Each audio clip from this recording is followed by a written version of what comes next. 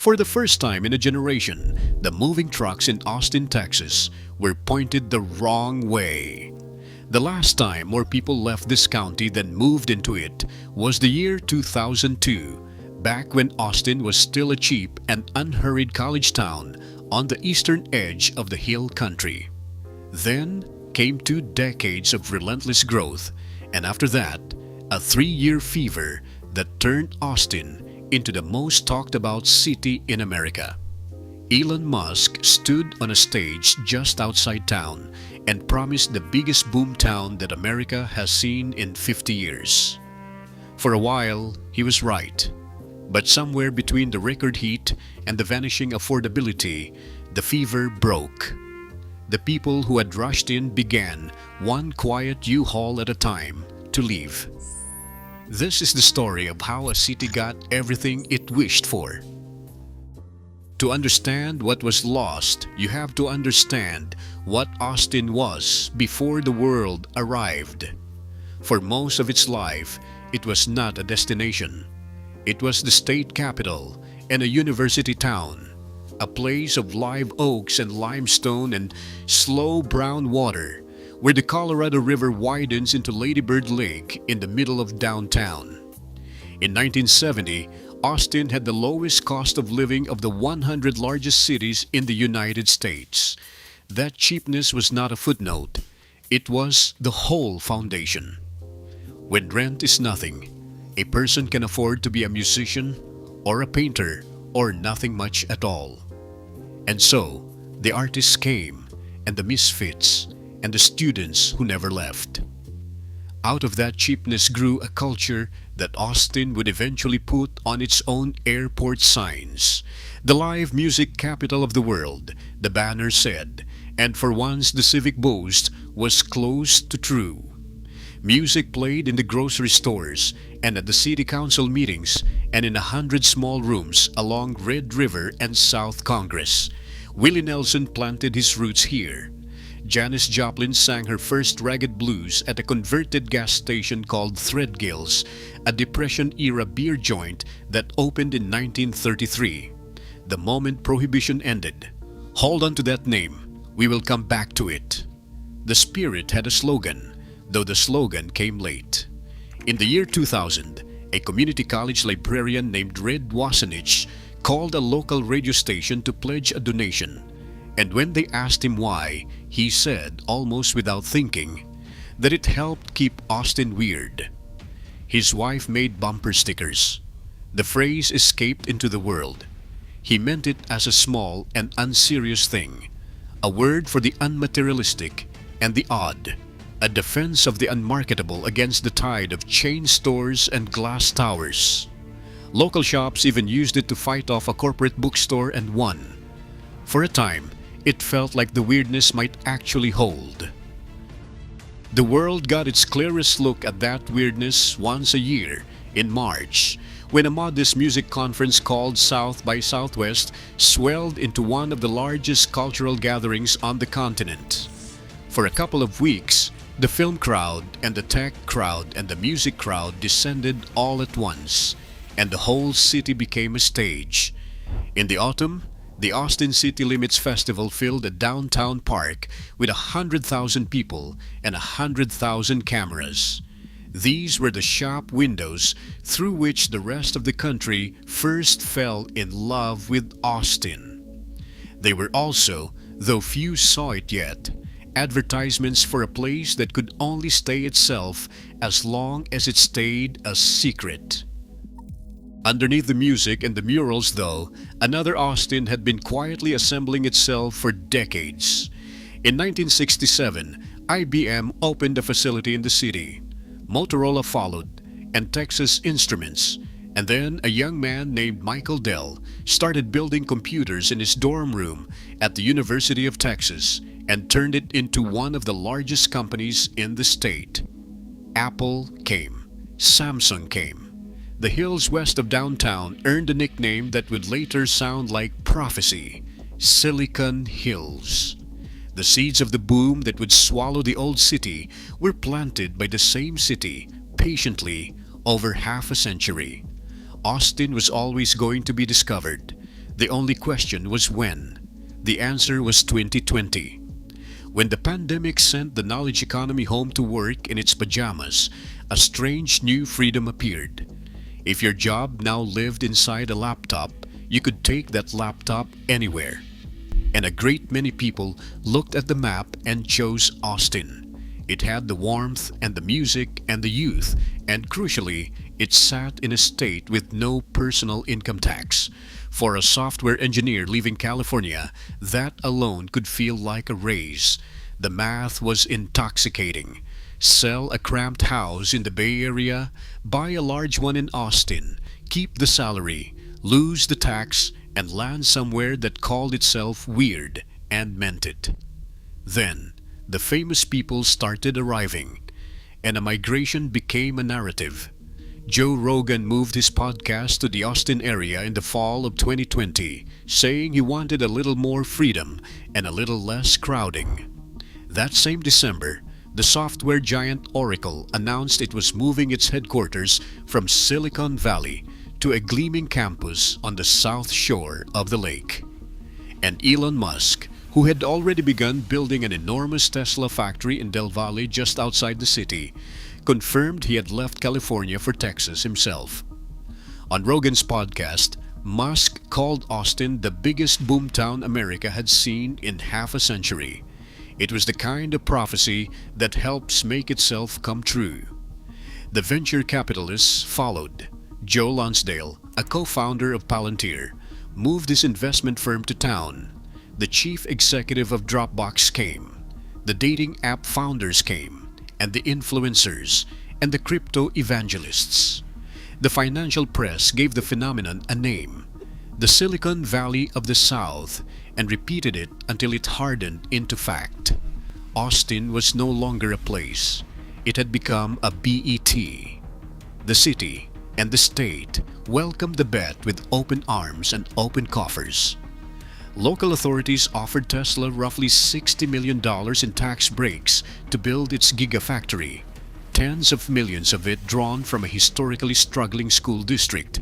Musk promised the factory would become an ecological paradise. The governor proclaimed Austin the destination for the world's leading tech companies. Everyone in a position of power seemed to agree that the future had chosen Austin, and that the only proper response was to get out of its way. Almost no one asked what happens to a city when it gets everything it wants all at once. What happened first was arithmetic. Between 2020 and 2023, the Austin Metro added roughly 180,000 people. For a stretch, it grew faster than any other large metro in the country, a title it had held in one form or another for more than a decade. The cranes went up over downtown. The luxury towers climbed along the lake. And the price of simply living here began to move in a way that longtime residents had never seen and would never forget. Consider the houses. Between February 2020 and May 2022, the median sale price of an Austin home jumped by more than 60%, cresting near $550,000 inside the city. In barely 2 years, a modest house had added the price of a second modest house. The analysts at Moody's calculated that Austin homes had become roughly 63% overvalued, one of the most overheated markets in America. Bidding wars broke out over ordinary bungalows. Cash offers arrived sight unseen. For anyone who already owned property, it felt like winning a lottery they had not bought a ticket for. For everyone else, it felt like the ground giving way. Because this is the quiet cruelty of a boom. The same wave that makes some people rich prices others out of the only home they have ever known. By the time the market peaked, analysts estimated that only about a quarter of Austin residents could afford to buy a home at the median price. Rents climbed nearly as fast, chasing renters out of neighborhoods their families had lived in for generations. Teachers and line cooks and musicians, the very people whose presence had made Austin worth moving to, found the city rearranging itself beyond their reach. Many of them did the only thing they could. They left. They moved to the suburbs or out of the region entirely, and the culture they carried went with them. A city can lose its character not in a single dramatic blow, but in 1,000 small departures, each one reasonable, each one final. You can measure that loss in shuttered doorways. Remember Threadgill's, the old beer joint where Janis Joplin first sang. In the spring of 2020, at the very dawn of the boom, its owner announced it would close for good. The pandemic had pushed a struggling institution over the edge, and the flood of new money that was about to wash over Austin arrived too late to save the thing that money cannot make. All along Red River and beyond, small venues fought the same losing battle against rising rents and redevelopment, some closing, some reinventing themselves, some simply vanishing. And in that same year of 2020, Red Wassenich, the man who had asked the world to keep Austin weird, died. It is hard to imagine a more precise piece of symbolism. The keeper of the phrase left just as the city he described began to disappear beneath the towers. His own slogan had long since slipped from his hands. What had begun as a plea to protect the strange and the local had become a marketing line on a keychain. A thing a drunk bachelorette might shout from the back of a pedicab at 2 in the morning without the faintest idea what it once meant. The word survived. The thing it named did not. The newcomers were not villains in this story. Most of them had come for exactly the reasons the old residents loved the place. Musk himself, in the same breath as his boomtown prophecy, warned that the Californians pouring in should take care not to recreate the very problems they had fled. It was a strange and honest thing to say, and no one listened, least of all the people saying it. A city cannot be preserved by the same force that is transforming it. The weirdness had been a product of cheapness, and the boom was busy killing cheapness. Everything else followed from that single fact. And then the land itself seemed to turn against the dream. In February of 2021, a winter storm swept across Texas, and the state's isolated power grid collapsed. Millions lost electricity in freezing darkness for days. Musk, the great evangelist of the boomtown, later described riding out that storm in Austin with no power, no water, and no heat. The paradise had a fragile spine, and the whole country had just watched it snap. The cold was only a preview. The real adversary was the heat. Austin had always been hot, but the summers began to arrive with a new and punishing fury. In 2023, the city endured its hottest year ever recorded. For 45 consecutive days, the temperature reached at least 100 degrees, obliterating the old record of 27 straight days set back in 2011. More than 80 days that year crossed the triple-digit line. The thermometer touched 112 degrees, matching the hottest reading in the city's history. And on the worst afternoons, the humidity made the air feel closer to 118. Paramedics reported a surge in heat-related emergencies. The state climatologist described it as less a record than a new paradigm, the expected result of a warming world. Air conditioners ran without rest. The grid strained again under the load. The city that had sold itself on sunshine and outdoor life was learning that there could be too much sun, that summer could become a season to survive rather than to enjoy. Meanwhile, the traffic thickened into something close to despair. Austin had grown by hundreds of thousands of people, but its bones were still those of a smaller town built around a single overloaded spine. Interstate 35, which runs straight through the heart of the city, became the most congested roadway in all of Texas, choked with commuters and freight, a river of brake lights that no amount of construction seemed to relieve.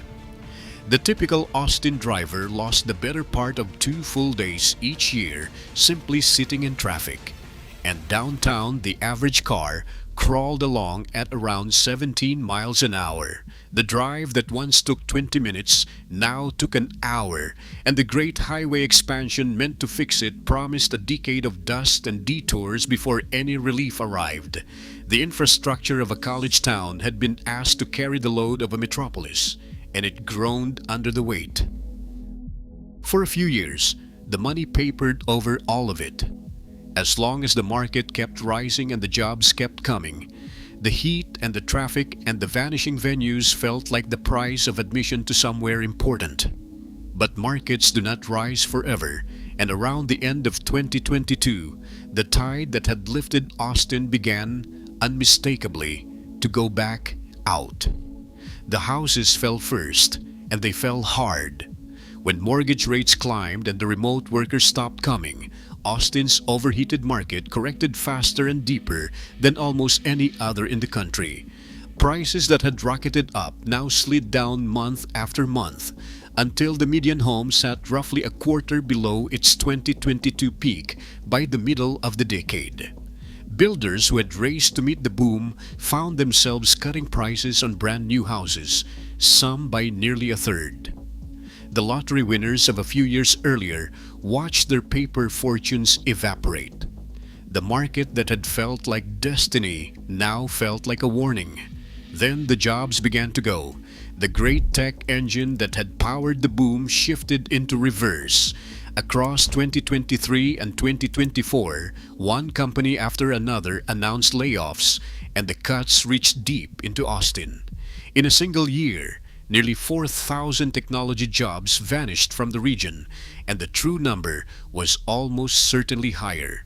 Indeed, the Austin-born job search giant slashed thousands of positions in the bitter irony of a company built to help people find work, now helping its own employees lose it.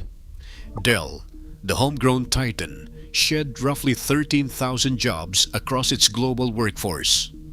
And Tesla, the largest private employer in the capital, laid off around 2,700 workers at its Austin operations after a disappointing year.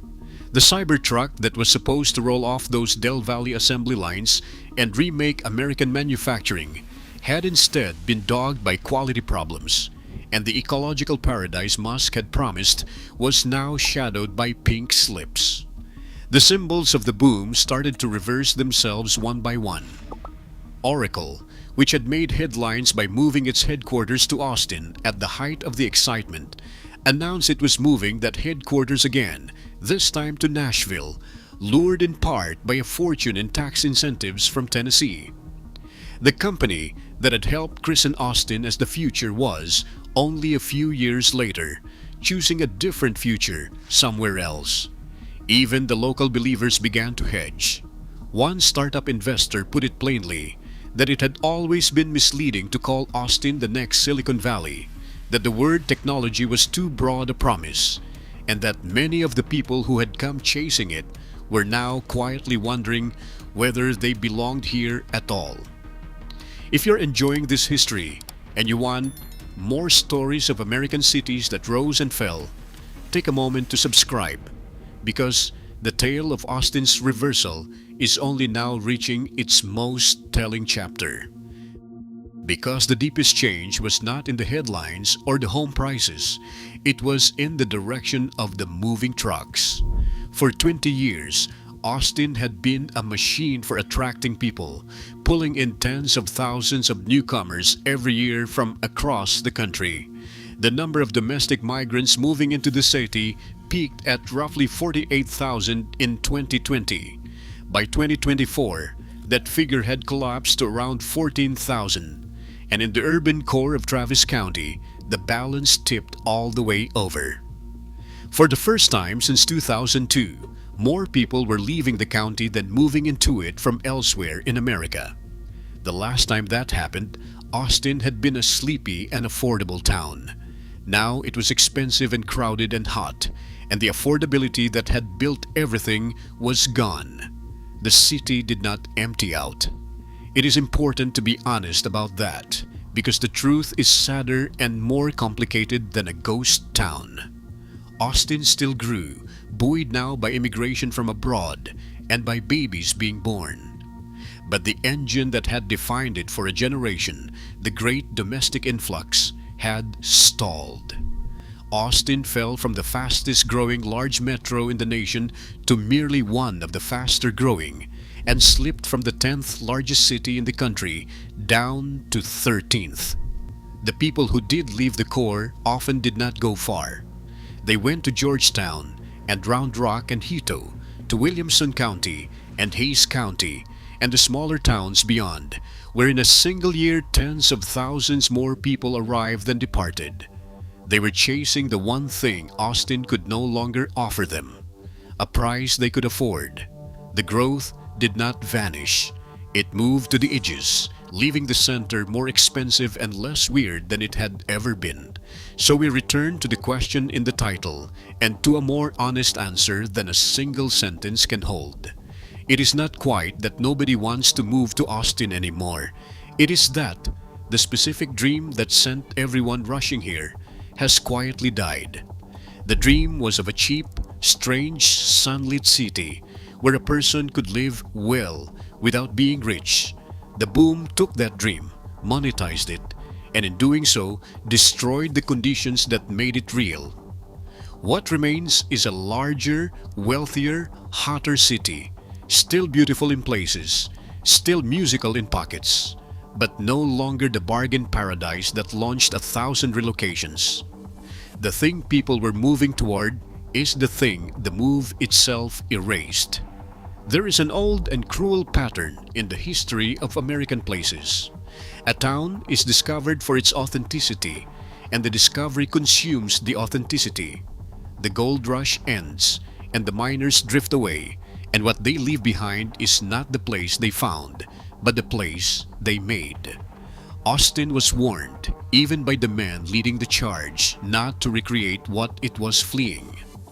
It did anyway, because that is what booms do. They cannot help themselves. The moving trucks are still rolling in both directions on Interstate 35, and Austin will go on. But the fever has passed, and the city is left to reckon with a quieter kind of aftermath, the long morning after a party that everyone swore would never end.